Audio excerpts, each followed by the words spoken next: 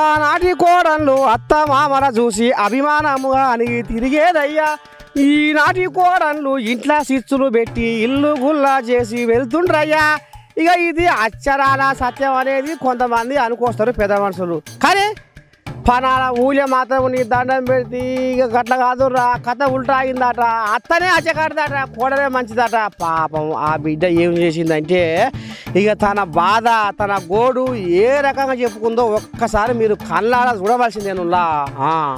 అయ్యో రామా, కట్టుకున్న భర్త కాట్య కలిసిపోయే పిల్లలు గలదాన్ని నా బతుకంతా ఆగం చేసి సింహ సీకర్ చేసిపోయా అని ఓ అక్క అన్నము రామచంద్ర అని అంగడారుస్తుంటే ఇగో ఇక గీ బుద్ధిగాల అత్త సలహా ఉండ ఇక ఇండ్లు జాగలు ఆడబిడ్డలకు దారాదత్తం చేసేందుకు కంకణం కట్టుకుందాడు నువ్వురా.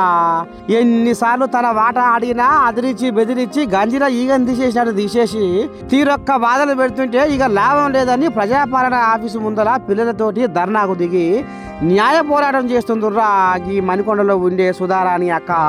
ఓ అక్క చెప్పమ్మా నీ బాధ ఏందో. ఇల్లు ₹1,00,000 అమ్మకానికి పెట్టారు. ఏ రకంగా అమ్ముతారు? తాతల నాటి ఇల్లు అమ్మనికి ఏం రైట్స్ ఉన్నాయి మీకు? నువ్వెవరివే అనేసి అంటది మా అత్త. ఎవరిని ఇంటి కోడల్ని కాదా, నీ కొడుకు పెళ్ళాన్ని కాదా? మాటకు ముందు వెళ్ళిపో అంటే నువ్వు కూడా ఒకప్పుడు ఈ ఇంటికి నేనైతే ఎట్లయితే కోడల్లో నువ్వు కూడా ఇంటి కోడల్వే. నీకెంత అయితే హక్కు రైట్స్ ఉన్నాయో ఇంటి కోడలుగా నాకు కూడా అంతే హక్కు ఉంది, నాకు కూడా అదే రైట్స్ ఉన్నాయి. నువ్వెందుకు నన్ను ఊకే మాటకు ముందు వెళ్ళిపోవే అనేసి అంటావు ఇంట్లోకి వెళ్ళి? నువ్వు మామని చేసుకొని ఇంటికి వచ్చినందుకే కదా ఇంటికి కోడలు అయినావు. నీకు ఒక్కదానికే ఉన్నాయా రైట్స్?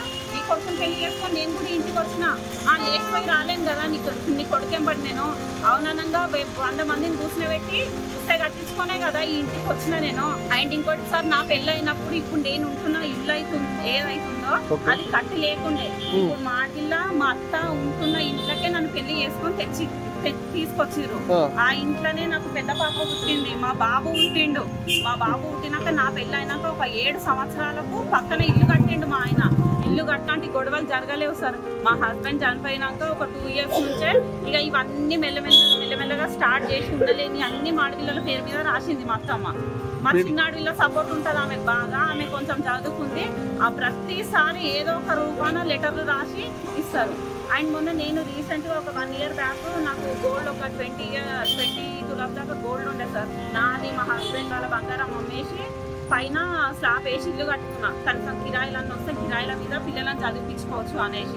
ఆ ఇల్లు కట్టేటప్పుడు కూడా మస్తు గలీజ్ మాటలు సార్. మస్తు తిట్టిరు, కొట్టడానికి వచ్చిర్రు. మున్సిపల్ ఆఫీస్ లో వచ్చి ఒక 10-15 కంప్లైంట్లు రాసిచ్చిర్రు నా మీద. ఆ ఇంట్లో కూడా మాకు వాటా కావాలి అనేసి.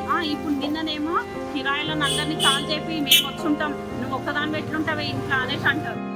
ఇన్నారులా ఎంత ఆజాది అజకారదో అత్త. పాపం మనుబడు మనవరాలు ముఖం చూసైనా గామెకు గుండె కరగలేదంటే ఎంత కచ్చరమారితో అర్థమవుతుంది కదా అనురా.